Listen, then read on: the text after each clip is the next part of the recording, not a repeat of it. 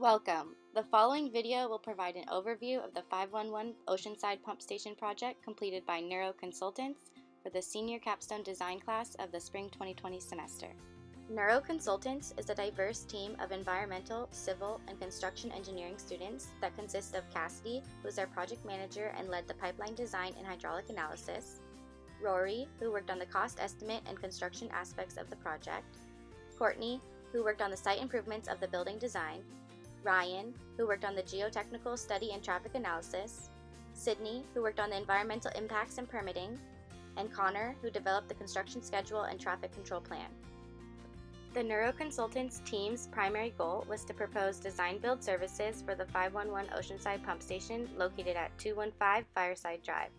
The City of Oceanside increased the size of their Mission Basin groundwater purification facility and needed design-build services to increase the treated water distribution capabilities. This will include the design of a new pump station, distribution pipeline, and pricing for the construction of the new facility along with the proposed schedule. The majority of the project footprint is located within the Oceanside Boulevard right-of-way and mainly surrounded by undeveloped land.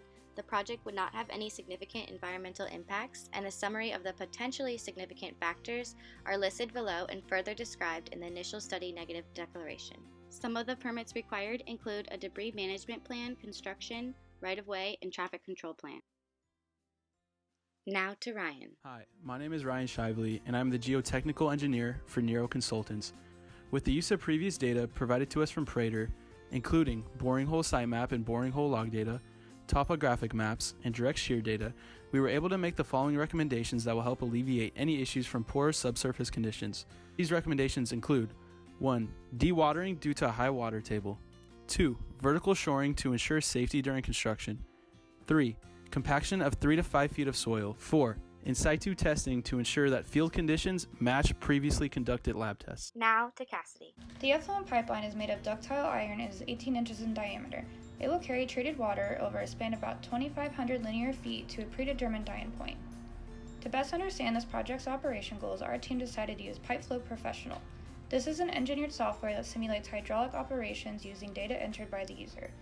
Parameters evaluated in the analysis include flow capacity, various pressure and elevation points, total dynamic head, minor losses, and net positive suction head, both required and available.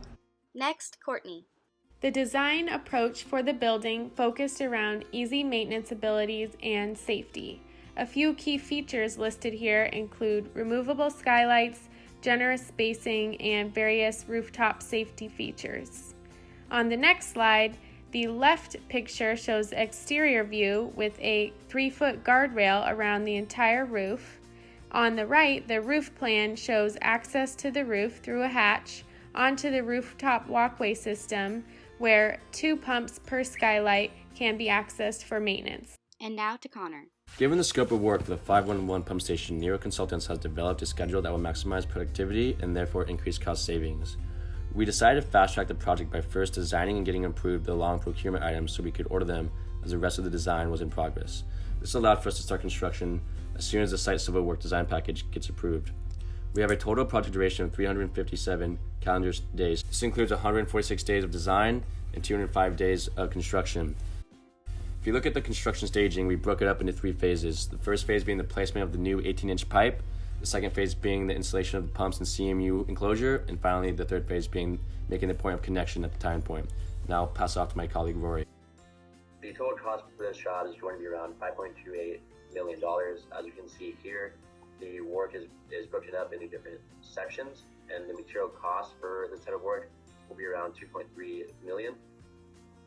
The construction and equipment costs is estimated to be around 20% of that, which will be around $466,000, with labor costs at 35%, which is going to be around $815,000. This total with material costs is going to be around $3.6 million.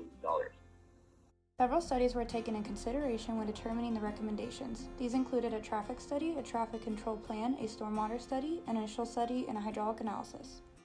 After generating various pump curves using catalog data provided by Fairbanks Morris, we came to the conclusion that the best fit model for this project is the 12i.3. This model will operate with efficiency of about 82% and offers minimal cost with high performance. The model also meets or exceeds all other parameters specified by the client.